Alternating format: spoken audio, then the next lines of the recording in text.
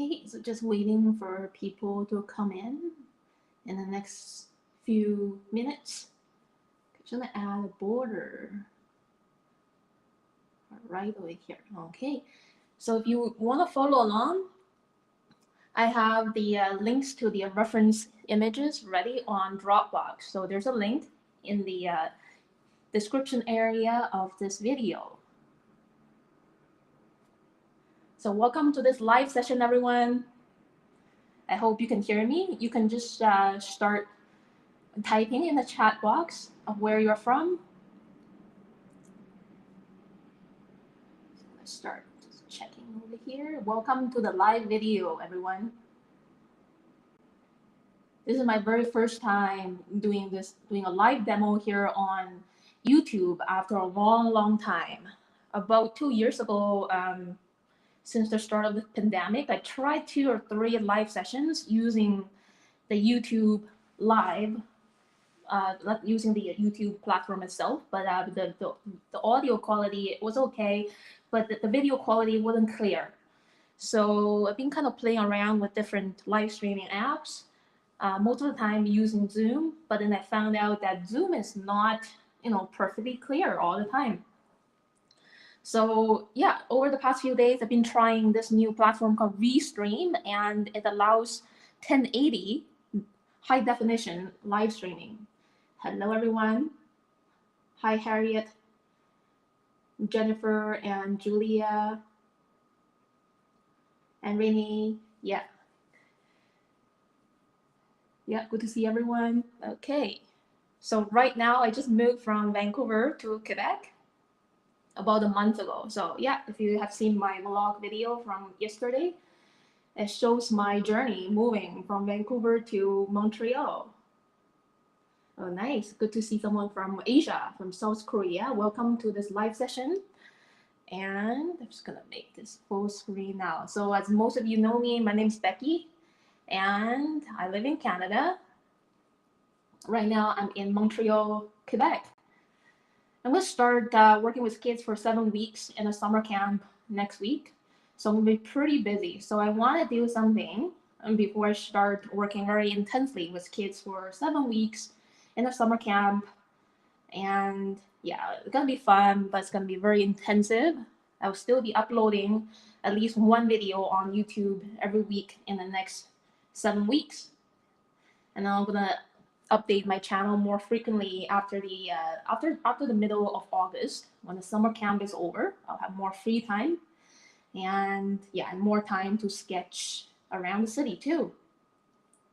Just gonna make this full screen. Okay, so yeah, so I see the video is pretty clear. You can see all my writings. So I did this page yesterday. Just the items in my kitchen: tea, a jasmine green tea, and yeah, pasta sauce. Kind of just my old thermal mug has been waiting for me in the cabinet for 2 years while I was in Vancouver during the pandemic. And a bottle of soy sauce. Yeah, just having fun, and I don't mind overlapping. It's really playful over here to have overlappings. They don't have to be separate. Yeah, thank you, Jennifer. Just gonna move around. Yeah, I think the video quality is pretty good. And this one, I did demo for my Sunday class last week. And this is one of the street corners in Pointe Claire, a suburban, it's like a village west of Montreal. It's a really beautiful place to go in the summer. And I love this little house in yellow frames. It's like from a fairy tale. Yeah, and this area of Montreal is actually English speaking. Okay, yeah, there are actually several areas in Montreal with people speaking English. All right, so I'm just gonna warming up. I'm just gonna work on this page today, and I will clip the page so it stays flat. So if you want to follow along, you can find the reference photos in the Dropbox link in the description part of the video. And this live session is gonna be about 1 hour long. Right now it's 10 in Montreal, 10 in the morning in Montreal.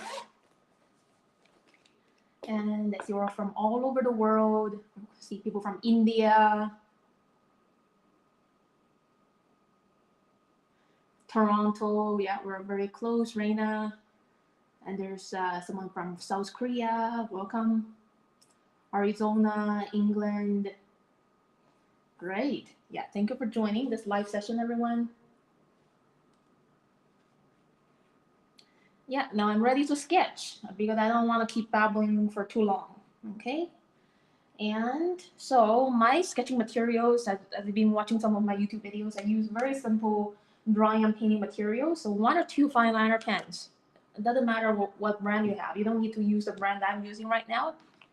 Right now I'm using Etcher fine liner pen, and it came to me in a box with 16 different kind of fine liner pens in different line widths and types. There are brush pens, chisel tip pens, and regular fine liner pens. Yeah, so I just need 1 or 2 to sketch in my art journal at a time. And then I will use 2 water brushes to paint watercolors. I don't need to use like a water container and a lot of stuff, because sometimes I might dump the water and make a mess. So yeah, 2 water brushes and a watercolor palette. And so the watercolor palette right now I'm using is Etcher, because I've been teaching for Etcher over the past 1 year, and they're sending me some art supplies to support them. So kind of like doing really helping to support their art materials. Etcher is a pretty good art material brand. And yeah, hello, hi Diane from Ottawa. Yeah, you're welcome, everyone. Thank you for joining this live session. Just introducing my materials. Okay, we don't need a lot of art materials to be creative and to create powerful pieces of art. What I need, and then what I need is just a rag. I've been using this for a long time. It's just paint stained. I'm gonna change this towel very soon. Yeah. Okay, and a sketchbook, a drawing and painting surface, right? The paper or the sketchbook I'm using right now is the it's called the Perfect Sketchbook from Etcher. Okay, the Perfect Sketchbook, and the paper is 100% cotton. The weight is 140 pounds, which is pretty heavy. It's cold pressed, so as you can see, it has a little bit of texture, a bit of roughness. So yeah, it's a little bit challenging to draw with pen because there's friction on the paper, and pen may not run super smoothly on it. But I like the unsmooth line work on this rough surface. It's very interesting than just super 100% fluid lines. And let me see. Yeah, okay, guys, over 30 people joining. Thank you for joining, everyone. Now I'm gonna begin with sketching the apple pie that I just bought from the convenience store downstairs.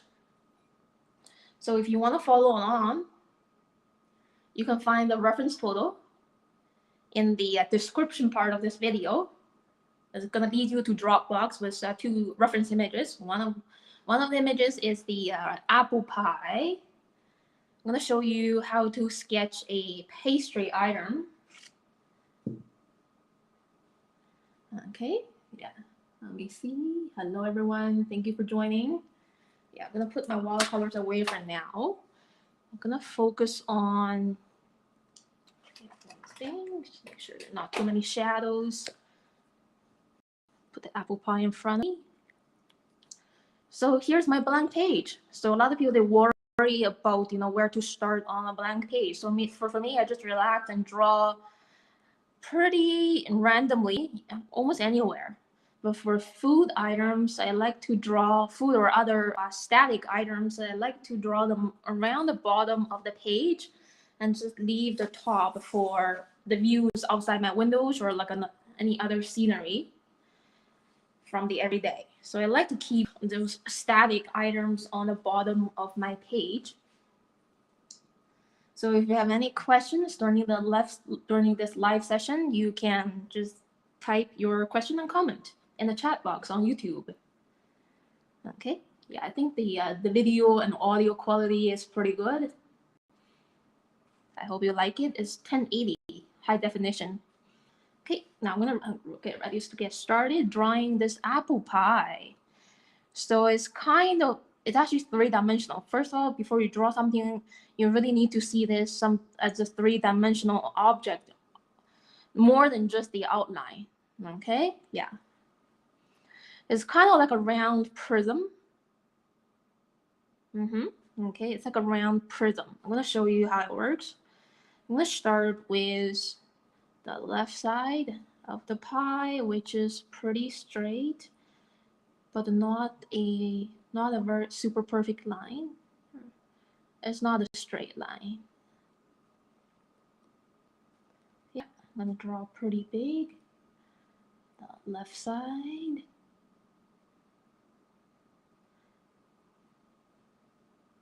Yeah, so before I draw the details, I like to begin with the outline.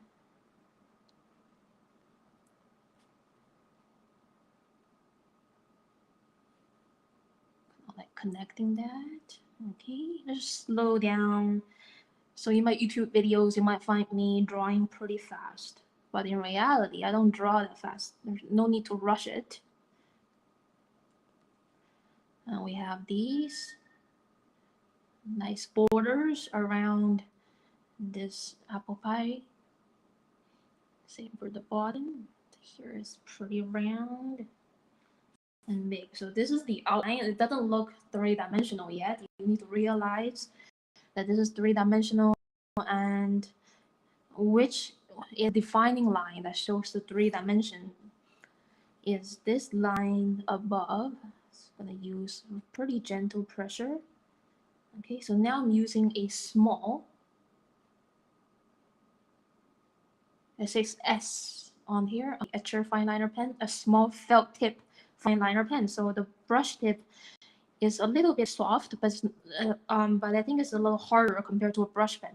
It's a little soft, a little bit soft, just a little, but not too soft like a brush pen. It's a felt tip pen, and then you can change the pressure of your hand to control the line width a little bit, somewhat like a fountain pen.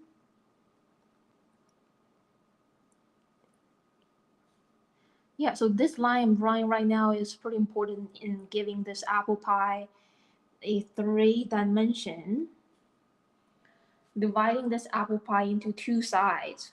So here is the top side, like a half a circle, and this side, it makes it look like kind of like a prism.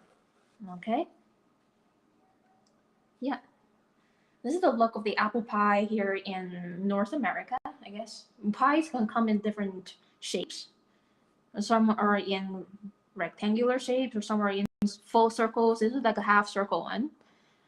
And yeah. All right. Yeah. Thank you for joining, everyone. I'm glad you enjoyed it. I think the video quality is super clear, like crystal clear, because I'm using this new live streaming platform called Restream, and it offers high definition streaming quality, much better compared to Zoom. Okay, I'm gonna add a little bit of thickness underneath, so really take your time and just loosen up. Okay, and then use very much hand pressure to draw these lines. The more relaxing you draw, the more organic it looks. Yeah, an apple pie is a pastry item, and most food items, they have organic shapes and textures. So you're just adding these ones. Actually gonna switch to my 0.5 fine liner pen to add these small marks on the side. Okay, a lot of these are actually abstract lines and shapes, bubbles, and the fold of the pastry. Yeah, I'm using my 0.5 fine liner pen. Yeah, a lot of these details, like the textures, are actually very abstract shapes. These ones, I do see these. Yeah, these wrinkles are very nicely designed, but very loose. They don't have very solid outlines compared to the exterior outline. Yeah, kind of like teeth. Cute. And yeah, done. Almost done adding the details for this front side. A little bit more.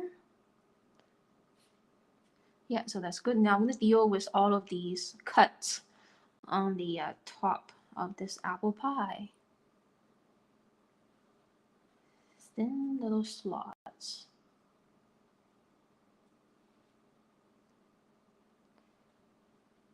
And again, these lines are not perfectly straight lines or beautiful curves. A little random, so I'm really following my seeing. Yeah.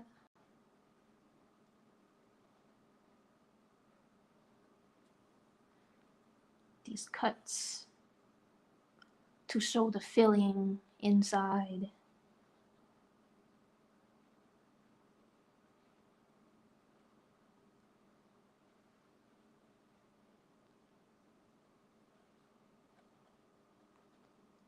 So, yeah, so it's really following. So there are a lot of random little curves going up sometimes. And it's pretty round over here.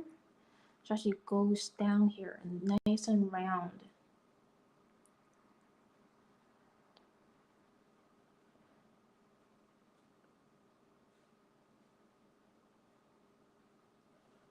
Yeah, see the here there's a pretty big gap over here because it's closer to you. I think you can see the gap.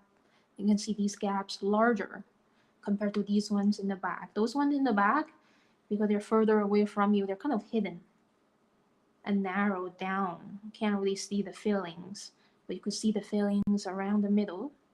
And then these areas closer to you, you can see these gaps looking larger. This is a little apple pie.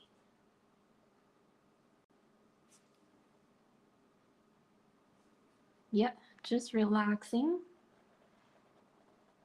And drawing, it doesn't have to be like chores that you don't need to spend 2 hours at a time to do like a really gorgeous piece of painting. It could be very casual like this. It's a way to slow down, relax, and record a moment in your life. So this is more than just drawing food. You're also connecting with this current moment in your life.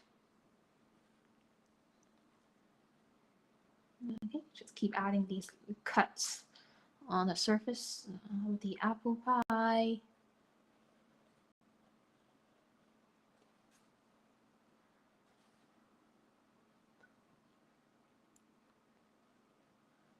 Yeah, a lot of kind of random lines like wrinkles or whatever that is on the surface of a pastry item. Add a little bit of accentuation. Actually over here as well. It's kind of going over these areas with denser black lines.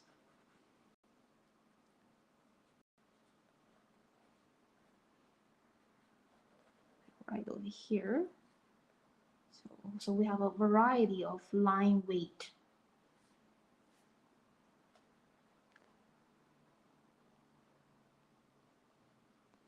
Okay, it's gonna look better with watercolors added on. Sometimes when we're drawing with a black fine liner pen, the line might look a little harsh. Once we start adding watercolors, these lines will look softer underneath the watercolor wash.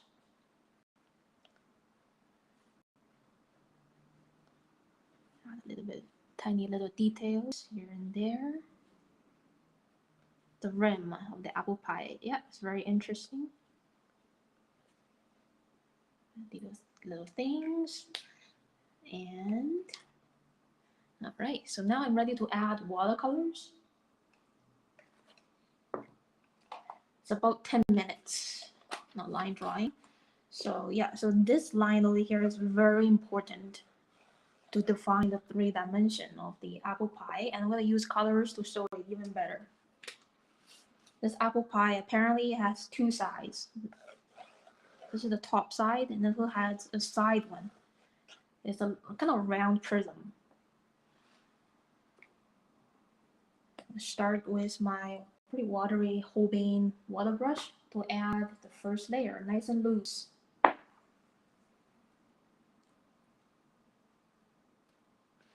Yeah, that's right. It's very important in your life. It's not about, a task, drawing a food item, or a task, drawing a landscape, or something beautiful. You don't have to always draw beautiful things. Yeah. Well, anything can turn out to be more beautiful if you draw and paint them. Let's start kind of wetting this area with clear water. Because the cold pressed paper is very dry. If I don't wet this surface with clear water first, I'm going to end up with a lot of dry brushing marks. Start grabbing and move this around so you can see my watercolor palette. And move a little bit towards the middle so you can see my mixing area. I don't clean my palette because I like to use a lot of these leftover colors, so I don't need to mix colors from scratch again. This saves a lot of time. So grab a little bit of lemon yellow and medium yellow. Yeah, first layer is always very light.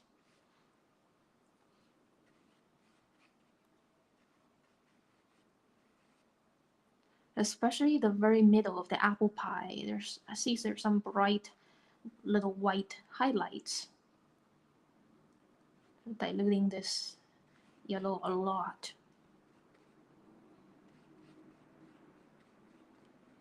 There's gradients of yellows, oranges, and browns on the surface of a lot of pastry items like bread, croissant, brioche, pies. Okay, this is the first color of the gradients.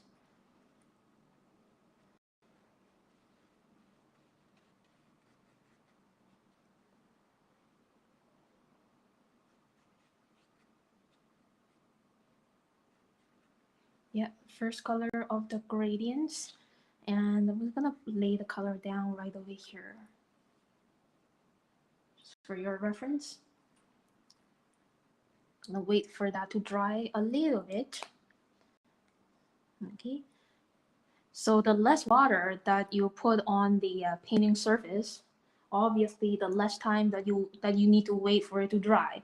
Because I see some beginners, they tend to grab super amount of watery paint onto the surface, and there's a huge pool of water floating on top, and it takes them a much longer time to wait for the layer to dry before they're able to add the next layer.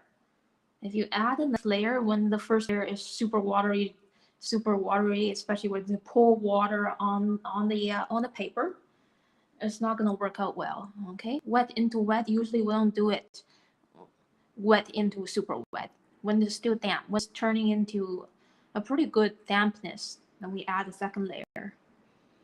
Second layer is more of an orange tone. Grab a little bit of orange. For watercolors, it's really important to start working with the bright and warm colors just to keep your painting pretty vibrant. Start adding this is kind of a mid-tone around. Yeah. So right now it's wet into wet. The first layer is not completely dry, so the orange is merging with the yellow very softly.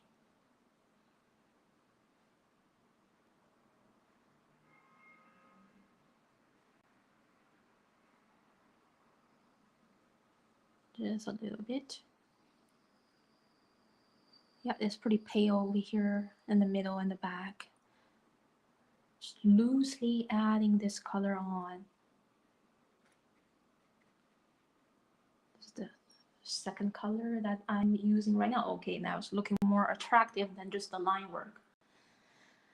Okay, so now I'm gonna add some more around the bottom rim. Very loosely. It's blending very softly without any harsh brush strokes because I'm doing wet into wet. It's a very commonly used technique for watercolor painters. On painting almost anything, any subject matter, wet into wet technique is just keep your watercolors very loose and lively. Okay, so that's the second layer. Now I'm gonna start to kind of mix the colors for the third layer, which is kind of a brownish tone. It's grabbing a little burnt sienna. Yeah, it's very much burnt sienna. Just keep this fresh brown without mixing any blues in. Okay, yeah, just fresh burnt sienna.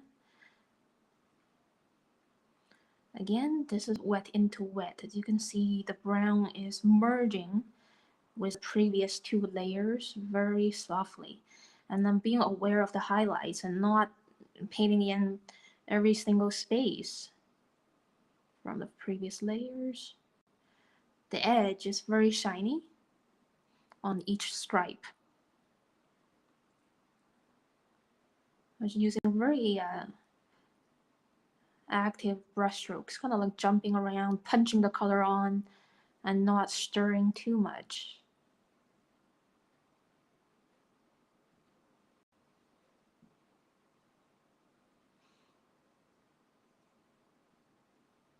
Yeah, just keep adding this color on. This is the third color that I'm adding on, burnt sienna.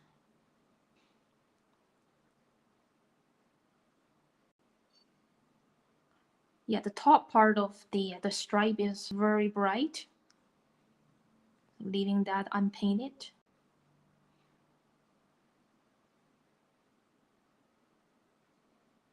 And the colors are very soft over here in the upper area. And darker around the rim of the pie, nice and soft.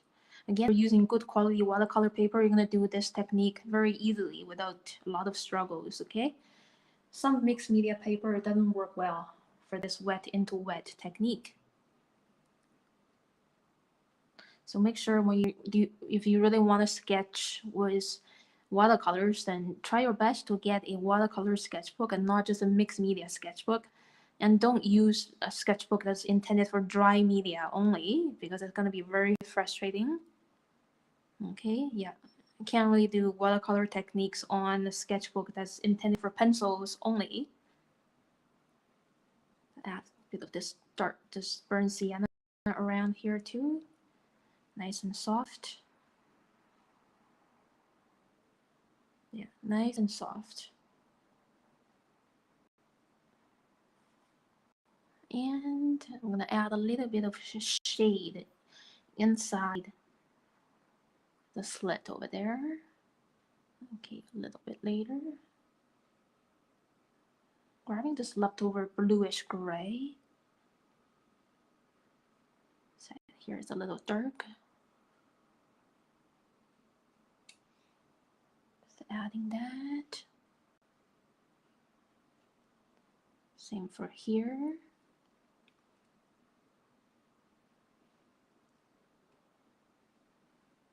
Yeah, very little bit.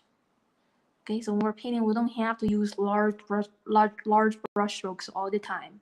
So now I'm around the end of this sketch. That means a lot of precise details with smaller brush strokes using just the tip of the water brush.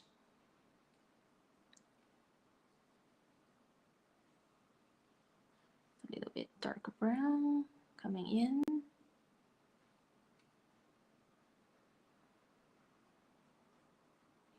Yeah, in between the gap, there's a bit of shade. So just grab some leftover blue. Just to fill in the shade area.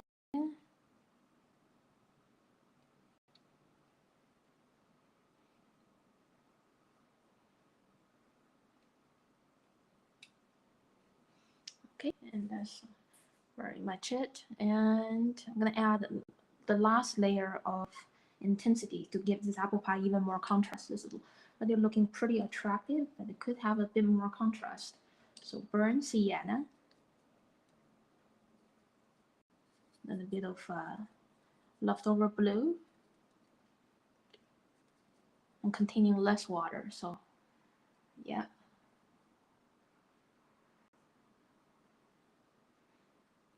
A lot of these intense brown colors around the front part of this apple pie. And this color is again very minimal, just in tiny little dots of brushstrokes linking with one another.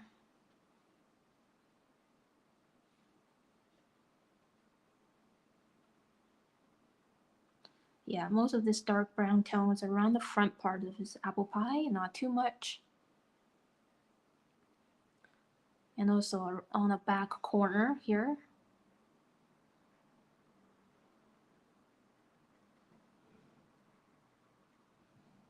Containing less water, so it's very intense.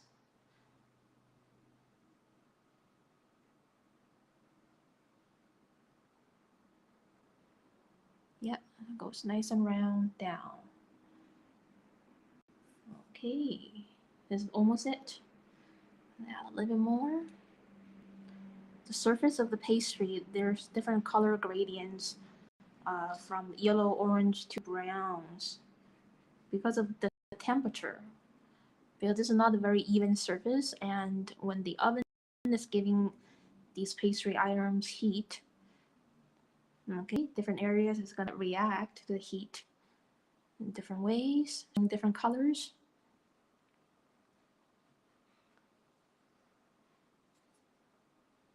A little bit more here. Get a bit more contrast. Blue really intensifies brown.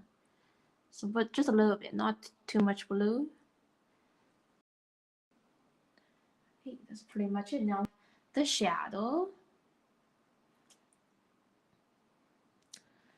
The shadow is just a little bit, just like a ring wrapping around the bottom of the pie. Over here, the window is right behind. The light is shining this way. Yeah, so the shadow is on the opposite side of the window, just a little ring. And again, my shadow mixing recipe is blue, green, and magenta. Add a little bit green in here. It's a very interesting shade color than just using black with water. Mix in a little bit of yellow too. Yeah, it's like reflecting onto the surface below. There's a blend of yellow with a purple blue. I'm gonna let it dry a little bit. I'm gonna add a little bit more intensity around the very edge.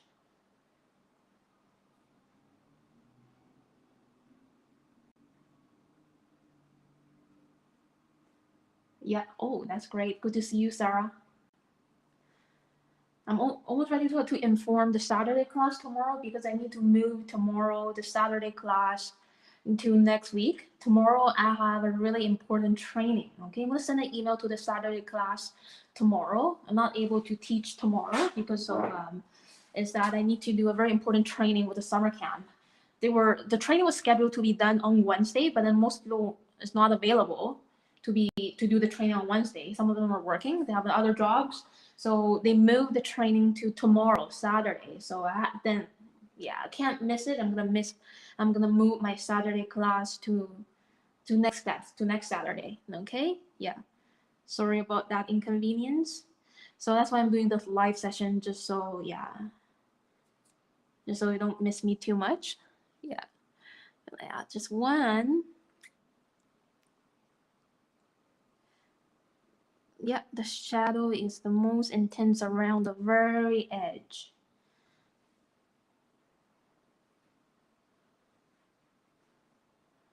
Okay, yeah. I'm gonna drag it a little bit. I can't really see a definite shape of the shadows. Make the edge of the shadow very loosely flowing down. And so, yeah, so it's very relaxing to look at. Okay. Again, the shadow color I'm going to show you is right here, kind of purplish blue tone. Like that. For the shadows. So I like to mix my own grays for shadows. Yeah, so that's the first sketch for today. It just took me about, let's see, a little less than 30 minutes. So again, if you practice, you're gonna get faster, but you're not rushing, right? So you only need about 20 to 30 minutes a day to sketch one thing and fill the pages. And then after some time, we're gonna have a sketchbook full of nice things in your life. Just gonna move this around. I'm gonna move the apple pie away. Okay, so that's my apple pie. Now, so the next thing I'm gonna sketch is the Mayo chop. This new product. Okay, over here, very interesting stuff. Mayo chop is a mix of mayonnaise and ketchup. So I'm gonna wipe it clean a little because I just took it out from the fridge. There's a little bit of dew on the surface. The next thing I want to sketch is this, the bottle of Mayo chop. It's a mix of ketchup and mayonnaise. So I like to sketch a lot of containers. This is actually is a very interesting shape to study, and the color too. The color is kind of like a skin color. Yeah, kind of like a skin color. Kind of like a diluted ketchup with white mayonnaise. So yeah, it's a blend of both. And I'm gonna put this in front of me, right here on the side, but not on the side. So I don't want this to cast a shadow on my sketchbook page. I'm gonna put it right here, so you can just open the reference photo in the description part of the video. 2 reference images on the Dropbox. Hello everyone, thank you for joining from all over the world. Just gonna kind of move this around. And I'm gonna sketch the ketchup somewhere over here. Let me see. Really like to randomly design the page. I'm gonna sketch it over here so it's easier. On the other side of the page. And move it around again. I'm gonna see this as a 3-dimensional object. Again, this is a prism. Okay, this bottle of Mayo chop is a prism thing. Okay, yeah. I'm gonna start with the top, kind of like an upside down bottle. But for 40 people joining this session, yeah, thank you for joining, everyone. I'm gonna start with the top. So I don't use pencil, but I like to use hand gestures to kind of roughly lay it out with my finger, how big I want to draw and the placement of this object. I don't need to use a pencil. If you want to use a pencil to follow along with me, then do that, okay? Especially for beginners, you don't have to draw directly with an ink pen. So in the beginning, in my high school years, I do spend several years practicing with pencils. Okay, so for a beginner, yeah, you can use pencils, but try not to erase way too much. Okay. Yeah. So here we're gonna start with the top, like slanting upwards towards the right. Again, I'm just gonna draw the curve.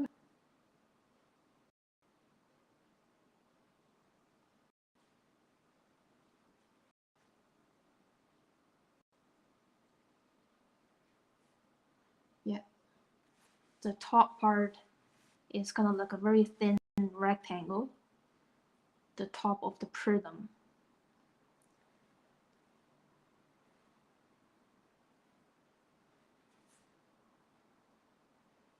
Okay, nice and round. The outline is very important. It's a nice practice of seeing. And then there's the neck area connecting with the body part of the ketchup of the Mayo chub.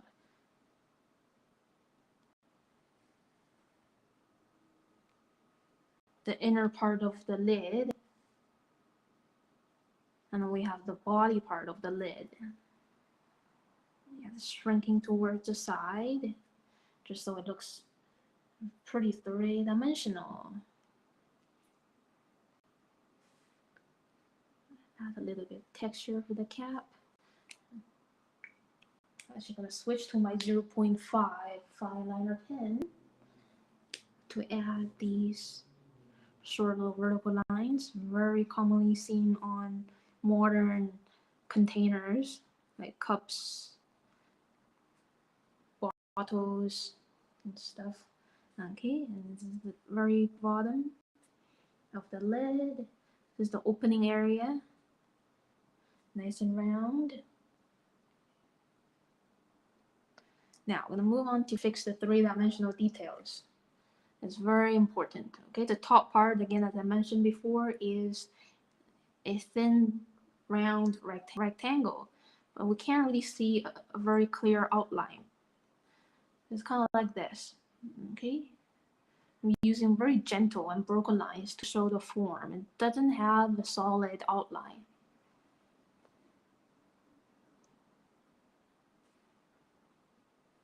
And it shines with highlight.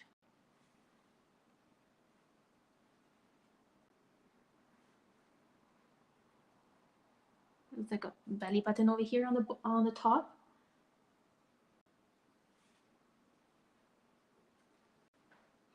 Yeah, so this is the top part of this bottle, the top of this upside down bottle.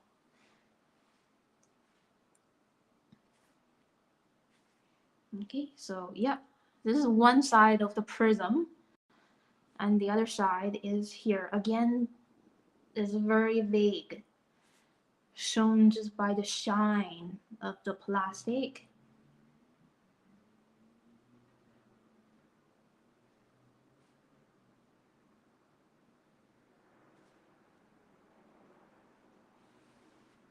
Yeah, so this is 1, 2, and the front side is 3.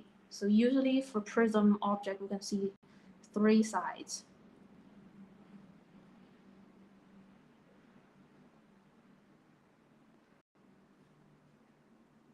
So now I'm gonna add some more plastic textures, these arcs.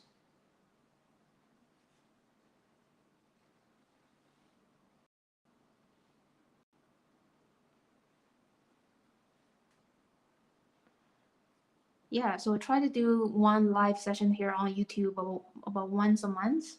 And I also teach live classes like this on Saturdays and Sundays. The Saturday classes for beginners, where I go in a pretty slow pace and with a lot of detailed explanations of concepts. And I teach another class every day live using this new platform. I used to do that on Zoom, and now I want even better quality. Yeah. So if you're interested in, learning with me on a more consistent way, like weekly, then you may want to consider joining the week classes that I host every weekend.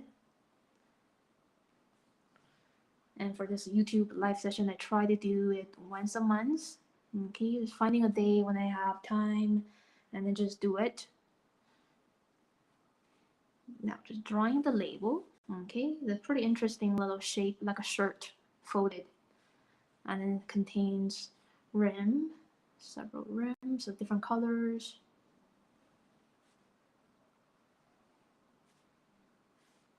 I'll quickly draw these letters of the brand.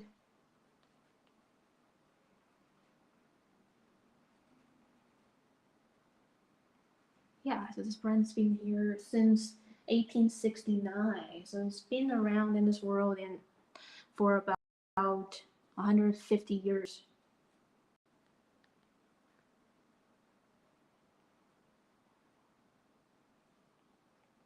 It's 1869. And this Mayo, I think it's a new invention. I've never seen this before. Mayo chop. It's a mix of mayo and ketchup.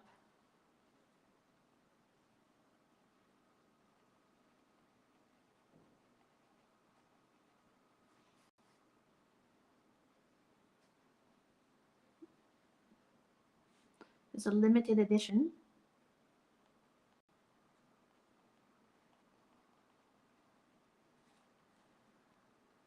And it's like there's a little bowl with these two, with the mayo and ketchup swirling together like that. And 560 milliliters. I like to include these tiny little details, like liters or milliliter, those units. Okay, yeah, it's very interesting to be included.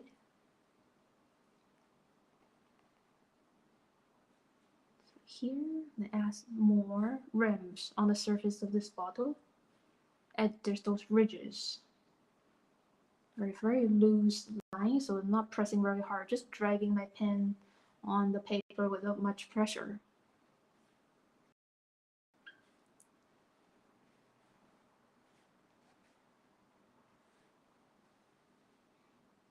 Okay, yeah.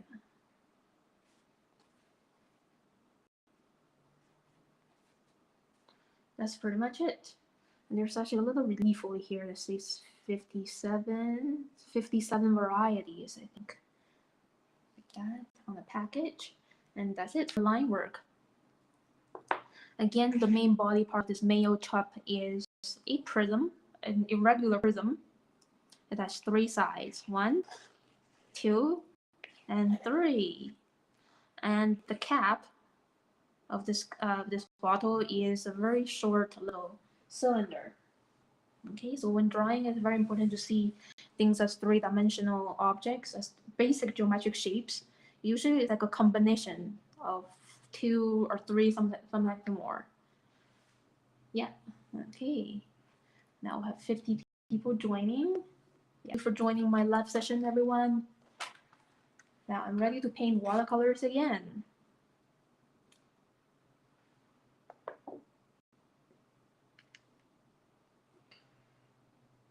So I'm going to begin with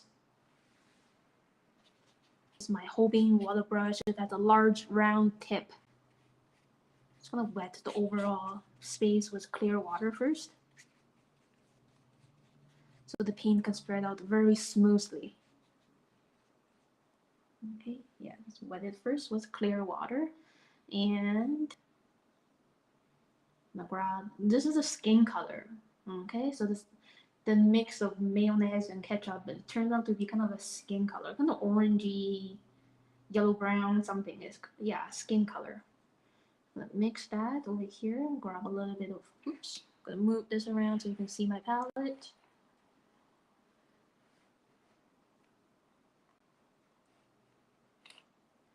Make sure it's straight.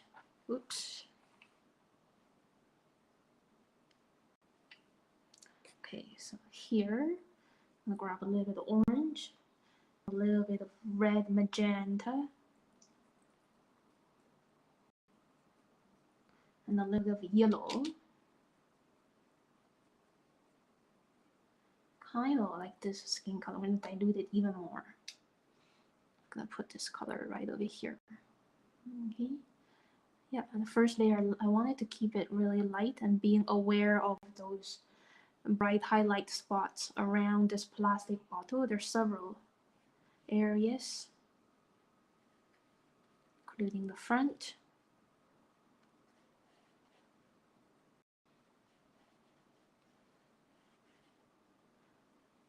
It's kind of like a muted orange color.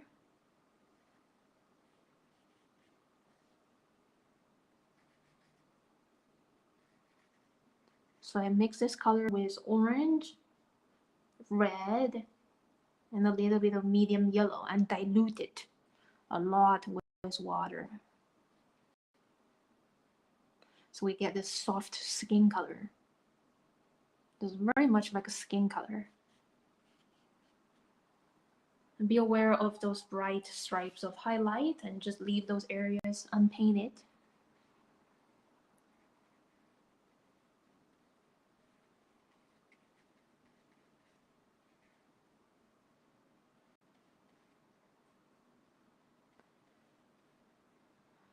And yeah, it's very shiny around the upper rim. Leave that white. Okay, that's the first layer. Yeah, good morning, Janet. If you missed the beginning of the live session, you can always catch up with the, yeah, it's gonna be on YouTube forever. You can always rewatch and follow along. Same for the bottom. Yeah, this neck area with some of this Mayo chop almost into the lid area. And add the first layer of shade for the white lid using this leftover color, this leftover blue purple, dilute it.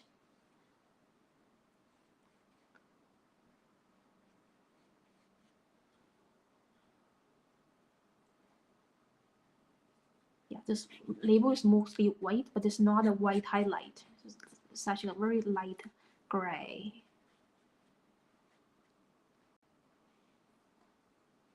Okay, so while I was painting the lid and the label, the main part, the skin color is drying a little bit. Okay, so I don't want to add the second layer right away onto this watery first layer. I want to let it dry a little bit so it's damp, but not so watery that it messed up with the wet into wet technique. And yeah, hello, people coming from Venice, Italy. That's great. Welcome everyone. For the second layer, again, orange, red, and yellow. Yeah, pretty intense. Around here, it's all about gradients and seeing values from the lightest to the middle tone to the mid-tones and in the dark tones.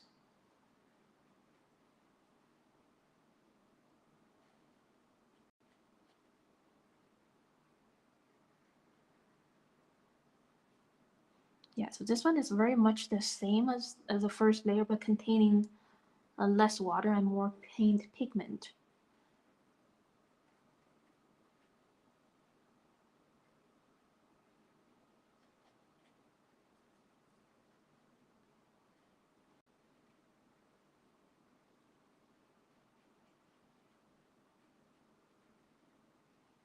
Okay, for second layer, adding a little bit more value and contrast gradually. And then let it to dry while waiting for this main body area to dry. I'm gonna add more colors for the label. It contains red around the inner rim.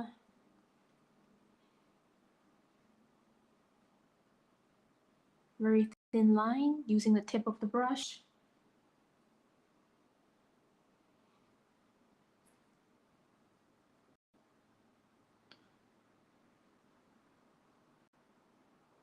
This is the Mayo color itself again. And I need a tiny bit of pink for the letters Mayo.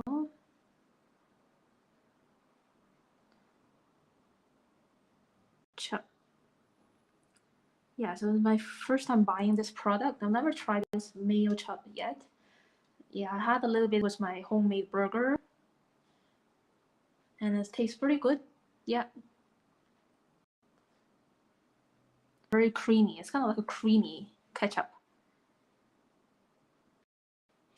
And let's see, a little bit of yellow ochre mixed with leftover brown for this rim over here, nice and loose.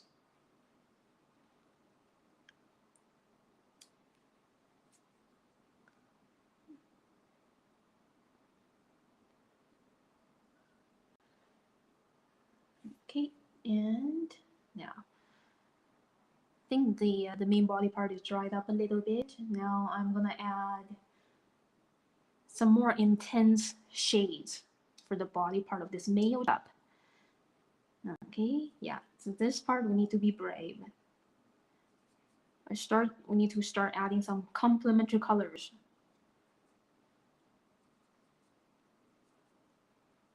Okay, this blue purple. Blue purple is kind of the complementary color of orange. Okay, yeah, taking advantage of my leftover colors.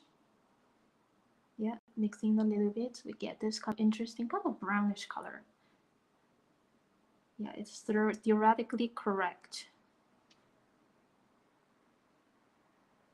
Just a complementary color. Purple into the orange. And it's somewhere over here. The shade color.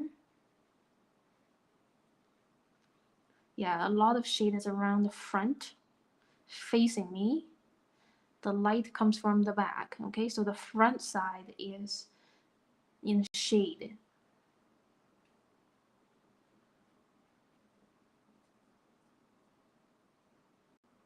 Same for here, the front, bottom.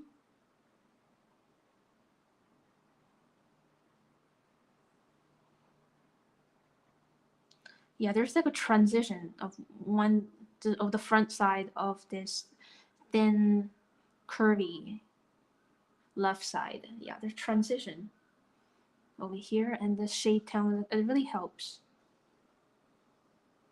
Okay, right here, a little bit more.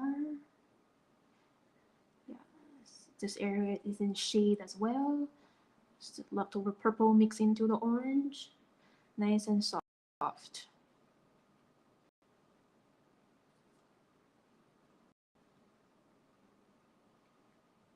For the top part, this part is sinking down a little bit, so it's in shade out.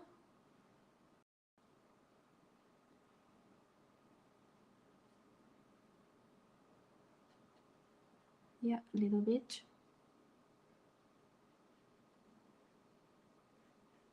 Right over here. Okay, yeah. And now I'm gonna wait for that part to dry a little bit more. I'm gonna add some of the shade color for the cap. Last bit. This area.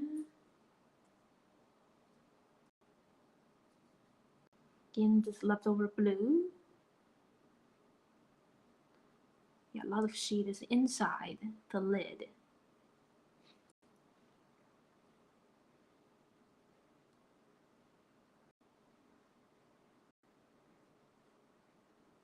Yeah, just a little bit. There's no obvious transition of dark to medium to light shade. So overall, it's kind of like a medium gray. And the this part is actually sinking in the inner part of the cap. That's why it's in deeper shade. Yep, right here. And for the label, I need a little bit more stronger shade. Just applying this leftover gray. Shines a little bit in the middle.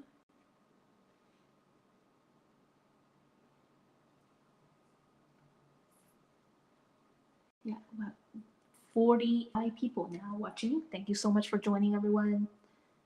If you missed the first half or most of this live session, you can always go back to this video later. Okay? Yeah, no worries.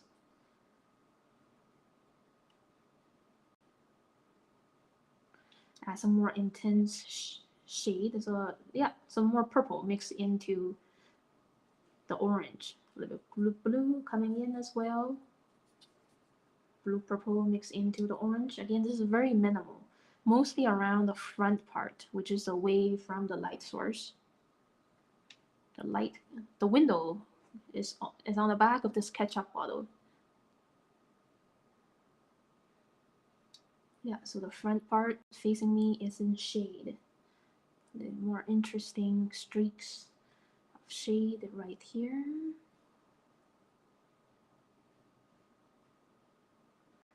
Yeah, but you don't want this shade color to be too intense. You're actually mixing a lot of water into this shade color, so it's not covering the vibrancy of this Mayo chap too much.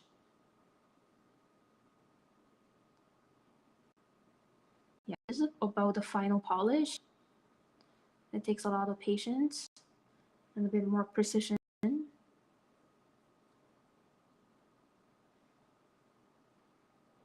Using a variety of brushstrokes to show the different streaks of shade. Yeah. Then remember to leave those bright stripes of highlight.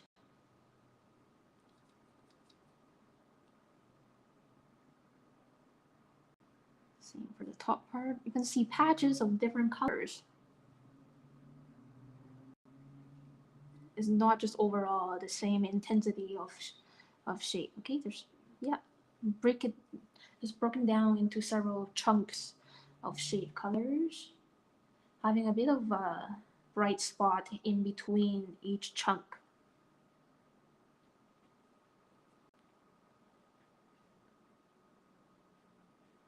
Just a little bit here. More here. This is sinking down like a plateau. Sinking down, that's why it's in shade. We'll leave the rim pretty bright because it's shining white.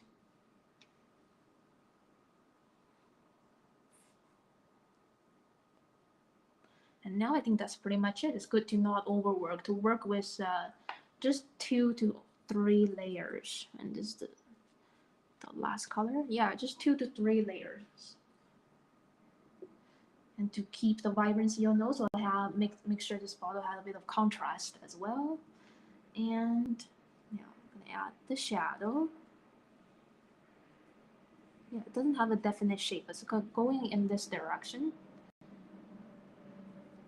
Usually during regular daylight hours, regular daylight and not sunshine. Okay, there's difference between direct sunshine and regular daylight streaming in from your window.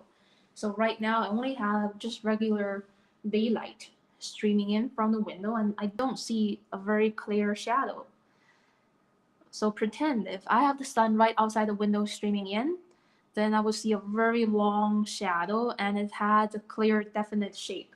So there's a difference between direct sunshine and just regular daylight streaming in from your window. Yeah, not very clear. Roughly it's this shape, okay, and not very crisp. And I used ultramarine blue and royal purple, tiny bit of green as well to get this bluish, kind of like Payne's gray for the shadow. I'm gonna wait for it to dry a little bit. And before that, I want to add a little bit more definition for these rim textures. Use little brush strokes.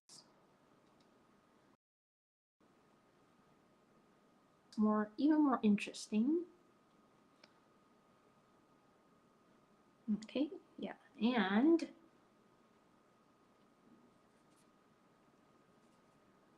more intense gray. On the very edge, on the very bottom, the shadow is the most intense.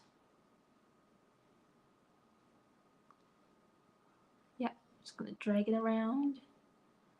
So it's blending nice and soft with the first layer.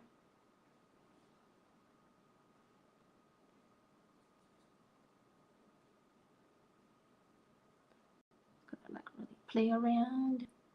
And gradually the shadows gets very light around, away from this main object. It's just the most intense around the very bottom. Yeah, just let it nice and softly transition towards the outside, and that's it.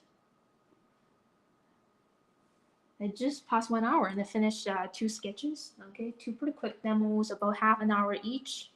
So if you missed the beginning of the session, so I did drawing and painting the apple pie, and then I drew and painted a bottle of Mayo chap.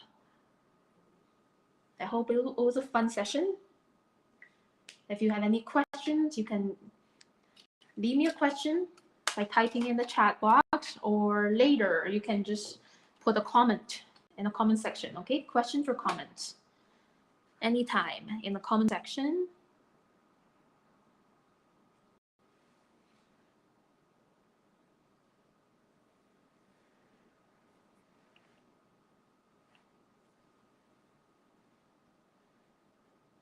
Yeah, hello. Oh, good morning, Mitchell.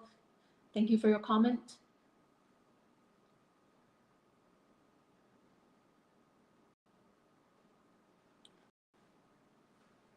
Yeah, that's great. Okay, that's pretty much it for today's live session. I need to take a break and then meet my friend in the hall, and we'll see a parade. I think today is Quebec Day. It's a holiday here in Montreal, in Quebec. I'm going to see a parade, some concerts, and in the evening there's a fireworks happening. Yeah, and I'll be sketching the event. All right, that's great. It was fun. Thank you so much for joining me, everyone.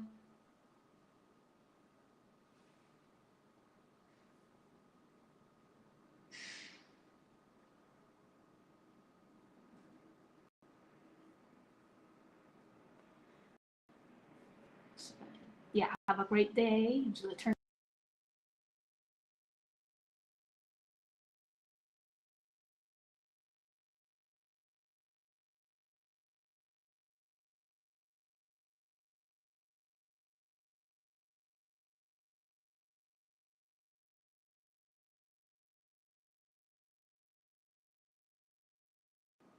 Yeah, nice to see you. Let's see. Let me check any questions, okay? Sarah's asking, you've been using those extra watercolors for quite a while. Have you needed to refill any colors? Watercolor lasts quite a while. Yeah, but even though these watercolors are in very small cakes, they actually last for a long time. Yeah, actually, I'm actually running out some of the colors. For example, I think this is like an ultramarine color. And when this runs out, they don't sell refills, but they just use another intense blue, cobalt blue. It has a very similar thing compared to ultramarine blue. So when this ultramarine blue is running out, they use cobalt blue instead. I'm not too picky about colors. And yeah, there's always, replacement with a different color that is very similar to the color that you're running out. There's Anthony. Hello, hello.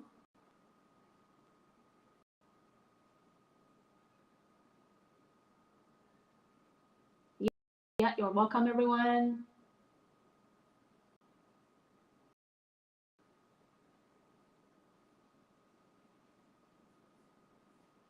Let me see if there's any more questions about there, okay? Yeah.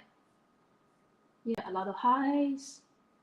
Yeah, this video is going to be automatically on my YouTube channel, okay? It's not going to be deleted or disappear. It's going to be in the live session folder on my YouTube channel. So sometimes you may not see it on the main page. I actually put this on my home page now, on my Facebook. So it's going to be on my home page for a while. If you want to find the recording of this live session, it's going to be on my home page, or this in the live sessions playlist folder on my channel. Okay, yeah. I think it's going to be on YouTube forever. Yeah, any more questions? No? Okay, no more questions. Yeah, I miss you too. Yeah, you're welcome, Becky. Okay, so I'm gonna put my watercolor palette away. No more questions. If any more questions or concerns, just feel free to leave it in the comment section of this video. Okay, yeah. Now I think it's time to say bye to everyone. Bye, everyone. I hope you have a great weekend. Have a great morning, great afternoon, a great evening wherever you are. Have a good night. Bye, everyone.